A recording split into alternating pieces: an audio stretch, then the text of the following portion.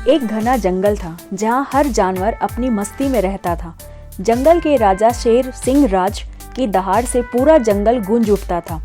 जब भी वह दहाड़ते तो सारे जानवर उन्हें सलाम करते और उनकी शक्ति का सम्मान करते। लेकिन एक दिन कुछ अजीब सा हुआ। सिंह राज की दहाड़ अचानक गायब हो गई। अचानक आई इस मुसीबत से सुबह होते ही सभी जानवर चौंक गए, क्योंकि जंगल में कोई दहाड़ सुनाई नहीं दी। हाथी गजराज ने कहा, आज जंगल कुछ अजीब सा लग रहा है, कहीं कुछ गड़बड़ तो नहीं। तभी खरगोश चंचल भागता हुआ आया और बोला, राजा साहब अपनी गुफा से बाहर नहीं आए हैं, कुछ गलत तो नहीं हो गया। बंदर झंटू ने कहा, हमें राजा साहब के पास जाकर देखना चाहिए। सभी जानवर शेर की गुफा की ओर चल दिए। जब वे वहां पहुंचे तो देखा कि सिंह राज उदास बैठे थे।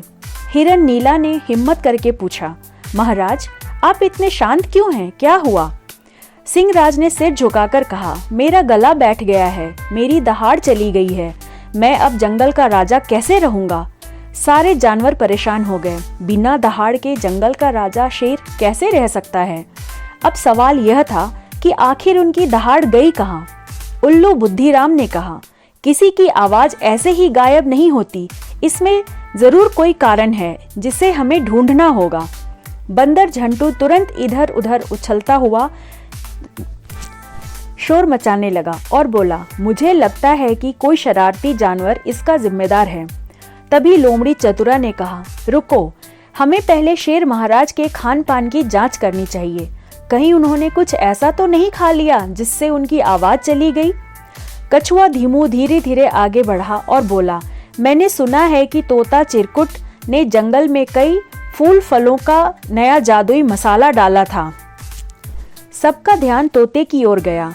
तोता घबराकर बोला, मुझे माफ कर दो, मैंने कुछ जड़ी बूटियों को मिलाकर नया स्वादिष्ट मसाला बनाया था, लेकिन मुझे नहीं पता था कि इससे शेर महाराज की दहाड़ चली जाएगी।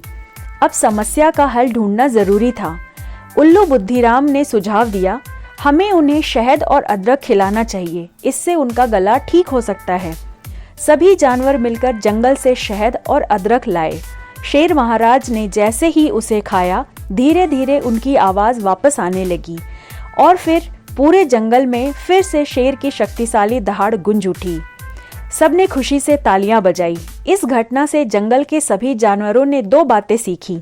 बिना सोचे समझे कोई भी चीज नहीं खानी चाहिए, और अगर मिलकर काम किया जाए तो किसी भी समस्या का हल निकाला जा सकता है।